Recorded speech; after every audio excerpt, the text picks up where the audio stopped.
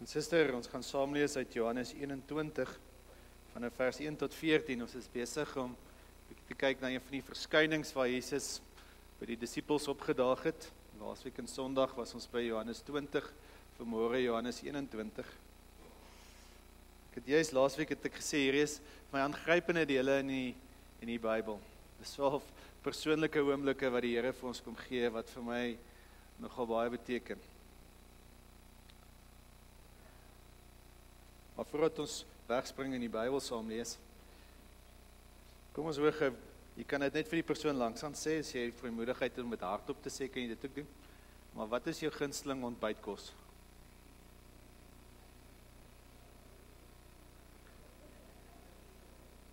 As jy dit nog nooit vir jou man of vir jou vrou gesê het nie, nou is jou kans. Kinders vir eier, kookeier of gebakte eier of scramble eier. Roereier, skus. Gebakte eier. Ja. Bacon, lekker. Ek kan nou ook baie daarvan. Ek is 'n omelet ou, so ek hou baie van omelet. Dit verskil, né? Wie eet ontbyt? Kom ons maak sê, wie is ontbyt nogal 'n belangrike deel van jou program? Ja, meeste ja. Mieliepap? Oats? Of havermout, skus, havermout? Ja, hier is 'n paar havermout mense. Yoghurt en muesli. Ja. Wie is lekker bokspap, Future Life? Ja. Ons noem dit springbokpap, want die eerste advertensie van dit was met die Sewes, daai rugbyspan. Van toe af is dit springbokpap wat ons elke keer eet. So in die boothuis is springbokpap nogal belangrik. Goed. Wie doen 'n shake in die oggend?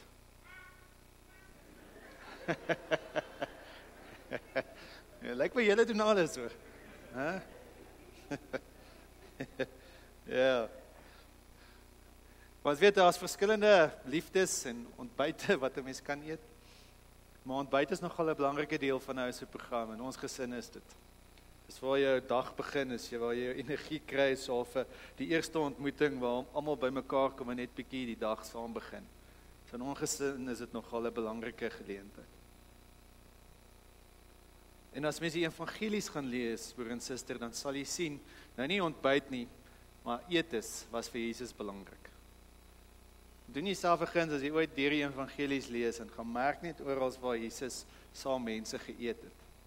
En dan gaan kyk na sy gelykenisse, oral waar hy gelykenisse vertel het wat gegaan het oor 'n feesmaaltyd of 'n bruiloft, daar was altyd lekker geëet.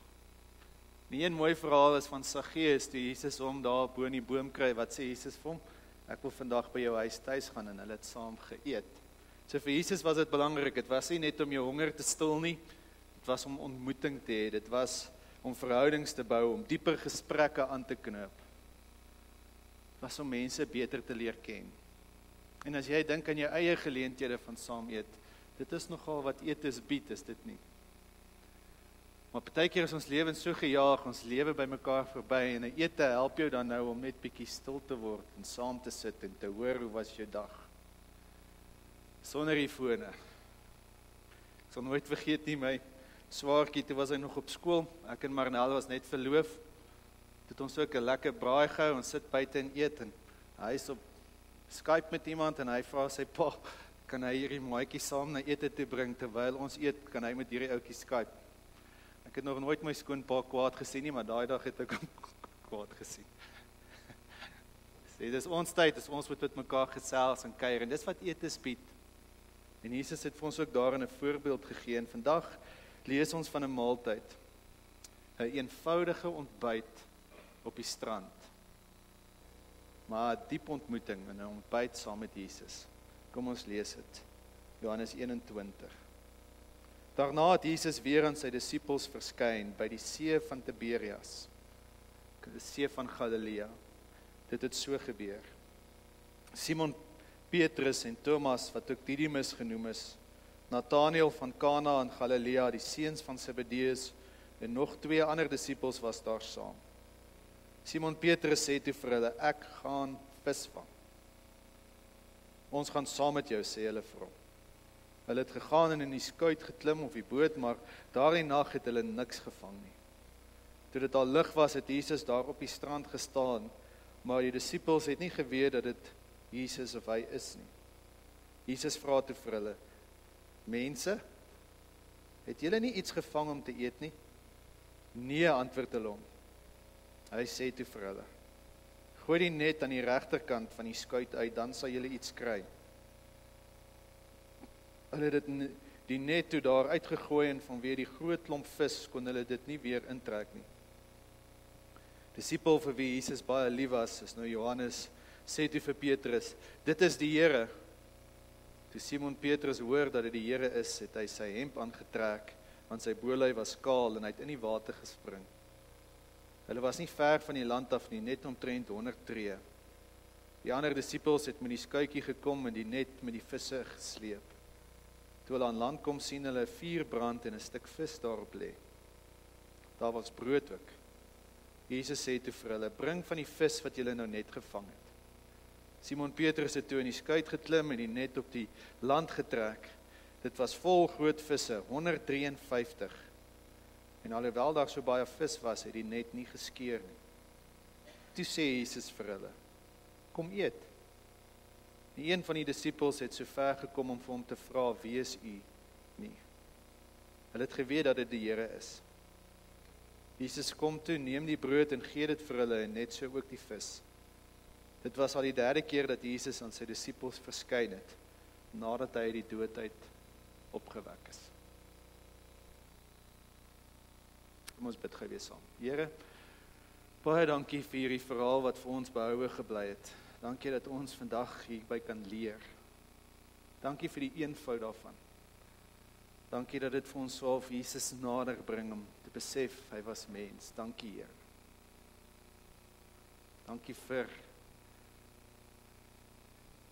Dankie vir die verhale, Here. Dankie vir mense wat dit opgeteken het. Dankie vir mense wat vertalings gedoen het, dat ons hierdie verhale kan lees en daardeur opgebou en versterk word. Dankie. En ek kom bid, Here, ek kom vra in nederigheid dat U ons sal kom ontmoet, soos wat U die disippels daai dag ontmoet het. Dat ons op 'n manier sal beleef, terwyl ons hier in die kerk is, dat ons by U is. Ja, saam met ons mense, maar saam met U. Kom skep in ons harte of in ons ore of in ons oë of die geloof, dat ons dit sal glo. En kom vervul ons, o Heilige Gees, met U vrug en met U gawes, in Jesus naam. Amen.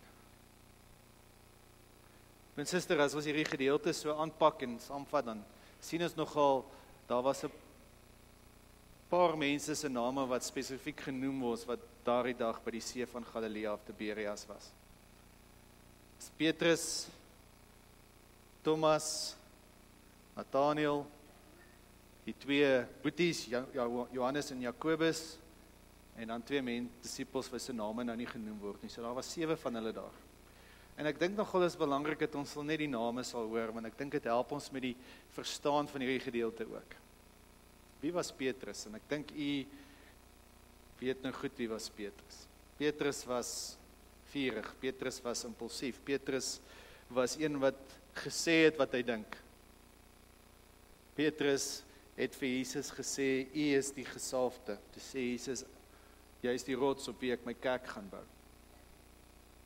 Petrus is ook die een wat vir Jesus gesê het, hy moet ophou praat dat hy gaan ly en moet sterf. Toe sê Jesus vir Petrus, kom staan hier agter my, Satan, want jy wil doen wat mense wil en nie wat God wil nie. Petrus is hier. Petrus is dalk die een van die disippels wie dalk die swaarste wonde van skaamte dra na die kruisiging. Want hy het Jesus 3 maal verloon. En dan het ons vir Thomas, ongelowige Thomas, Thomas wat twyfel, Thomas wat vir sy mede-disippels gesê het, nadat die vroue vir hom gesê het, nadat die disippels vir hom gesê het, maar Jesus het opgestaan, sê hy, nee wat, ek vertrou nie dit nie, ek wil self Jesus sien en met my hande aan hom vat, sy snye en sy hand in sy sy steek. Thomas wat twyfel. En dan Nathanael leer ons ken in Johannes 1, wanneer hy dan na Jesus toe kom, of Jesus by hom is, en dan sê Jesus, hier kom 'n opregte man, hier is 'n opregte Israeliet, iemand in wie daar geen bedrog is nie, en jy sê hy toe vir hom, sal nog baie wondertekens sien. En dan natuurlik Johannes en Jakobus, waarvoor is hulle bekend? Hulle was bekend as die seuns van die donder, manne van vuur en passie, maar ook die twee wat gedink het, hulle is die belangrikste, want hulle het vir Jesus gesê, Jesus, is dit reg as ek en Johannes of ek en Jakobus langs u daar sit, as hy eendag op die troon is. Dis hulle wat hier is. Nie een van hulle is perfekte mense nie, party van hulle is vol vrae, party is met seer harte, party het gevoel hulle het Jesus gefaal. Ander het net 'n behoefte dat Jesus met hulle kom praat, party van hulle is onseker, maar hulle is hier en hulle is hier met die hoop dat hulle Jesus weer gaan ontmoet. En dis nogal 'n belangrike deel ook van hierdie gedeelte. Die disippels, toe hulle weer gaan visvang het hier, hulle het nie gevlug nie. Hulle was nie besig om op te gee nie, hulle was nie besig om te sê, maar niks werk nou nie. Nee, hier is hulle besig om te wag. Hulle het na Jesus kom soek. Hulle het gewag. In Matteus 28 se dele van die verhale kom sê, nogal die engele het vir die vroue hierdie spesifieke opdrag gegee, en gesê, gaan sê vir sy disippels, Jesus gaan julle vooruit na Galilea, daar sal julle hom sien. En hier is hulle by die see van Galilea, besig om te wag, met die hoop om Jesus te sien. Hulle wag op Jesus. Wat het aangegaan in Petrus, hulle se emosies en sy gemoedere op daai oomblik? Jesus het nou 2 keer aan hulle verskyn, so kort na mekaar, maar hierdie derde een is nou 'n bietjie langer. Waar is Jesus? Wat moet ons nou doen? Wat word van ons verwag? Waarheen is ons op pad? En hulle wag vir Jesus. Dalk hoopvol, dalk ongemaklik, wag vir antwoorde, wag vir opdragte, wag vir leiding. Maar eintlik al wat hulle begeer het, broer en suster, was hulle het gewag op Jesus. Hulle wou net weer vir Jesus sien, Jesus beleef. En dit maak nogal sin, as jy hierdie verhaal so lees. Want waar het die disippels Jesus die eerste keer ontmoet, of die meeste van die disippels? By die see van Galilea. Dis waar Petrus Jesus spesifiek ontmoet het, daar die eerste keer in Lukas 5, waar hy ook gaan visvang het, en hulle die hele nag niks gevang het nie. Daar het Petrus ook vir Jesus ontmoet. Die ander disippels het dit ook gesien, hulle het wonderwerke daar beleef. Daar het hulle gesien, hoe Jesus op die see van Galilea 'n storm stil maak. Jesus wat na hulle toe geloop het, nadat hy tyd op die berg gespandeer het en gebid het. Daar aan die ander kant net van die see van Galilea, het die Here die visse en die brode vermeerder. So hulle het hierdie wonderwerke beleef. Daar het hulle vir Jesus, en ek wil spesifiek hê met dit hoor, daar het hulle vir Jesus gesien, daar het hulle vir Jesus gehoor, daar het hulle Jesus ervaar. En toe soek hulle dit weer daar. En hier is nogal vir ons belangrik om te onthou, as jy voel jy het 'n bietjie wegbeweeg van die Here af, of jy voel jy hoor hom nie meer nie, gaan soek hom waar jy hom laas gehoor het. Gaan soek hom waar jy hom laas gesien het, of waar jy hom laas beleef het. En dis hoekom hulle daar was. Hulle het Jesus daar geken en gehoop om hom weer te ontmoet. En hulle het seker 'n paar dae gewag. Hoe lank presies weet ons nie, dit word nie vir ons gesê nie. Maar toe het Petrus later aan genoeg gewag. Hy sê, maar kom ons gaan vang maar weer vis. Dis wat ons weet om te doen. Maar toe Jesus hulle ontmoet het, wat het Jesus vir hulle gesê? Wat gaan hulle wees? Vissers van mense. Maar hier gaan Petrus hulle sê, kom ons gaan vang weer vis. Met die gedagte, daar kom die Here ons weer daar. Kom manne, kom ons gaan vang vis. En wat sê die ander? Ons gaan saam. Jy gaan nie alleen nie. En dis vir my ook mooi. Dit was nie vir Petrus alleen nie, hulle gaan sommer saam. En wat gebeur daar? Hoeveel vang hulle daardie aand? Niks. Vang niks. Hulle misluk alweer. Dis 'n paar gedagtes gou vanmôre. En suster, ek wil eers sê, ons moet net gou nadink oor die gedagte dat hulle niks gevang het nie. Hulle het weer misluk. Nou hulle was ervare vissermanne, dit weet ons almal. En hulle het gewoonlik in die aande gaan visvang, want dis het hulle geglo wanneer die vis na bo toe kom. So daarom was dit die ideale tyd om vis te vang en daarom het hulle dit so gedoen. Maar toe hulle daai aand vis vang, toe is daar niks nie. En ek dink hierdie leer ons nogal baie keer van ons lewe en geestelike lewe en veral rondom ons lewe. Ek en u weet, baie keer probeer ons probeer sukses behaal, ons probeer dinge laat uitwerk, ons gebruik al ons triks, ons beplan, ons sit energie en ons werk hard, ons bemark, ons doen alles wat ons moontlik kan doen, want dit is, ons weet mos hoe, ons weet hoe dit moet gebeur, dit het voorheen gewerk en dis wat 'n mens doen, maar hierdie keer is daar niks nie. Hierdie keer misluk ek, hierdie keer kom nie dieselfde resultate nie na vore nie. Ek sit dieselfde tyd in, energie.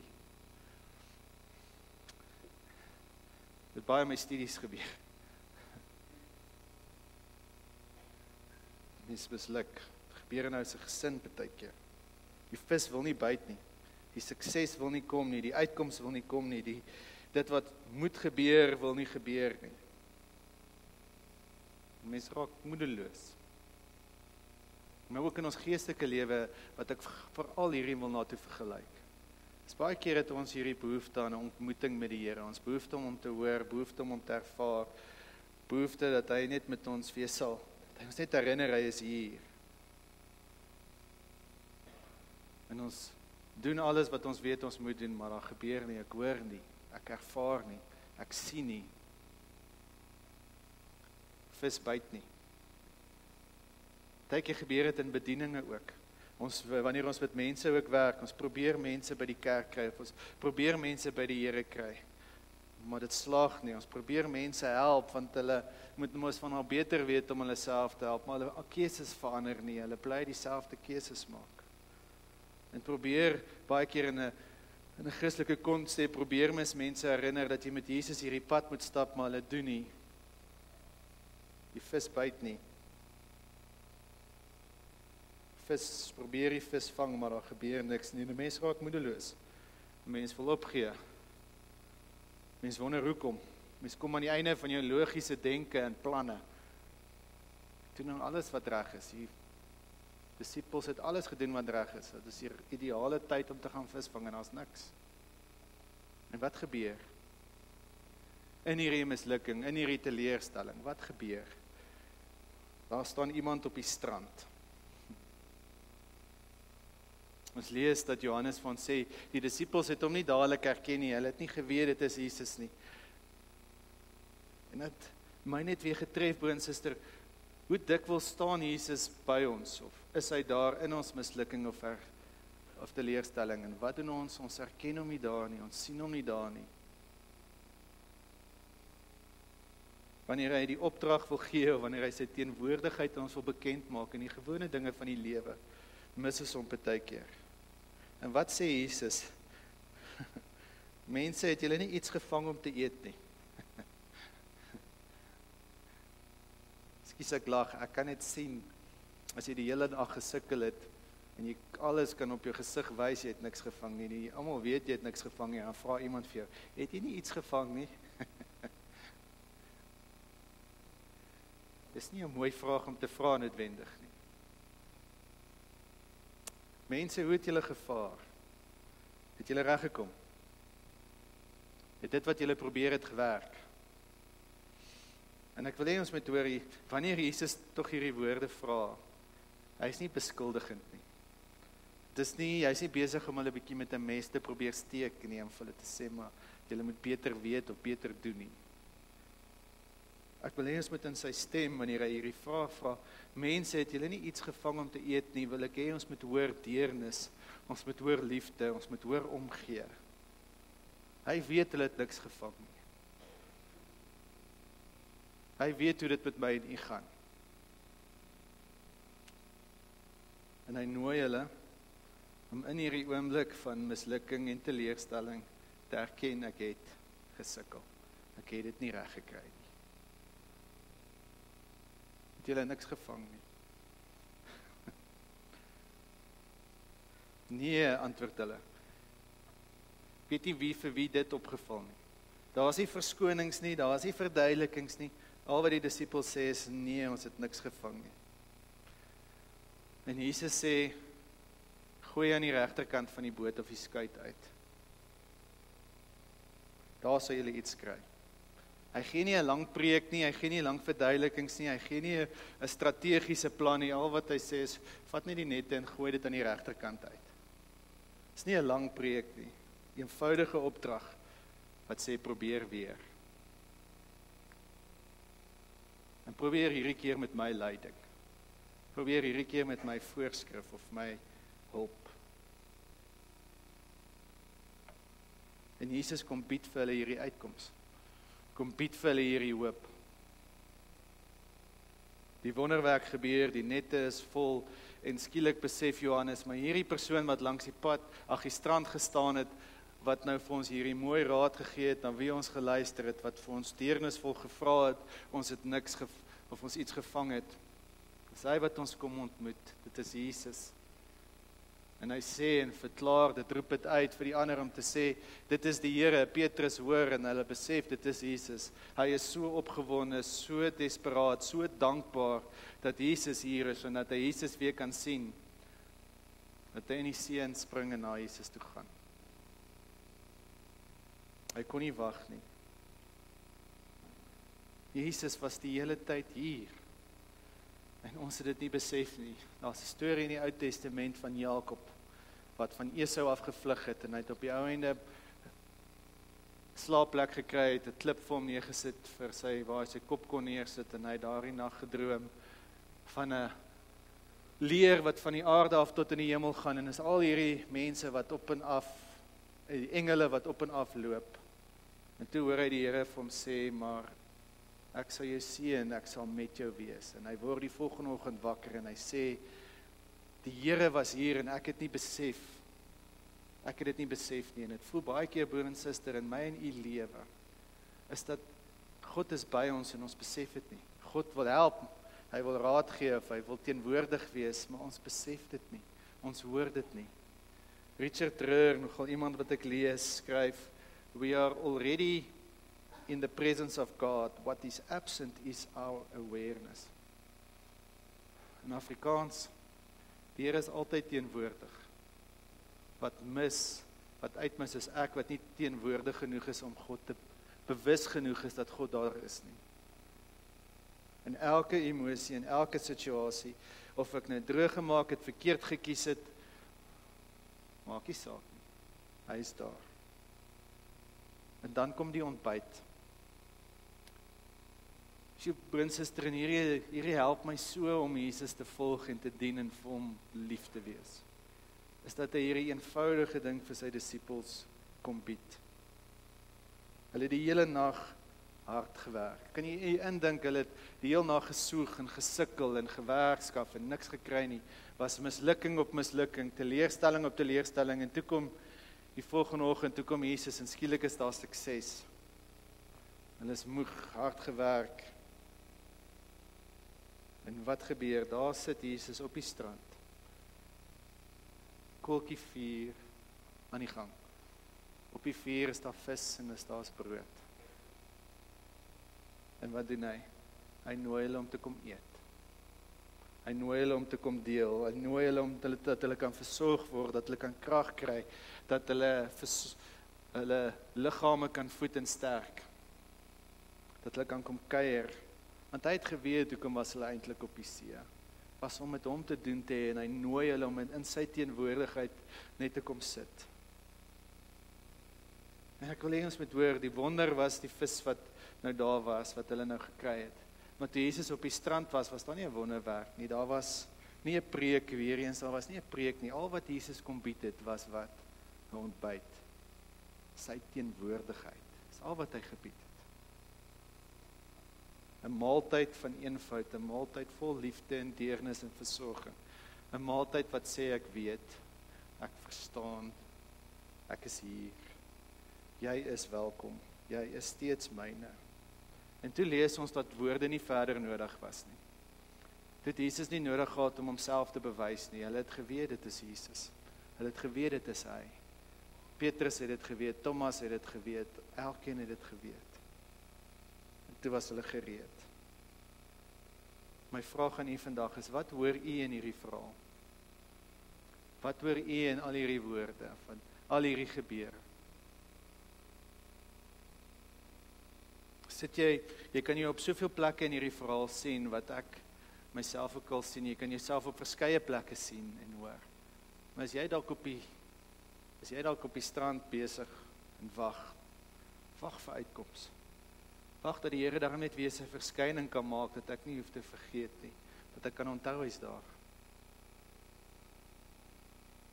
Dalk is jy op die skepe en in die boot besig om te probeer visvang en jy moeg gesoog en is nou al oggend en jy is daar waar die disippels is, alles wat ek weet ek moet doen en nog altyd gedoen het, wat gewerk het, wat nou skielik nie werk nie, ek weet nie wat om te doen nie. Dalk is jy een van daai disippels. Moedeloos. Dalk vol vrae en onsekerheid oor die toekoms. Of dalk is jy een van die disippels wat daar by Jesus langs hom sit en net kan glimlag, want hier sit jou verlosser, jou leermeester. Hier is hy. Dis interessant, Ivan vra my nogal nou, papa, dit sal lekker wees om in die hemel te wees, want dan kan ek Jesus heeltyd sien. Dis nie wat ons maar begeer partykeer nie, is dit nie? Dis net vir Jesus weet hy's daar. Miskien is jy daar. Maar hoor vir Jesus vanmôre, boon se trek, hoor vir Jesus as hy sê, kom eet saam met my. Kom wees by my. Kom sit hier by die vuur, kom wees net hier. Jy hoef nie groot dinge te doen nie, kom wees net by my. Kom wees by my om te ontvang. Kom wees by my om te weet en te glo ek sal vir jou sorg.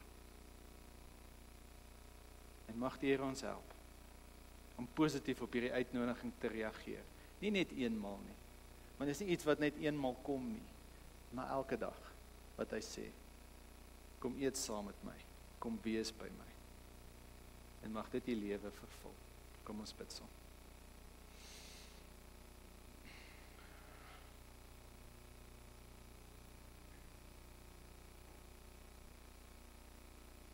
Here, ons weet dat U God is,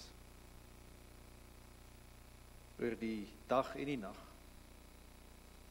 Here, ons weet dat U God is oor die goed en die sleg. Here, ons weet dat U God is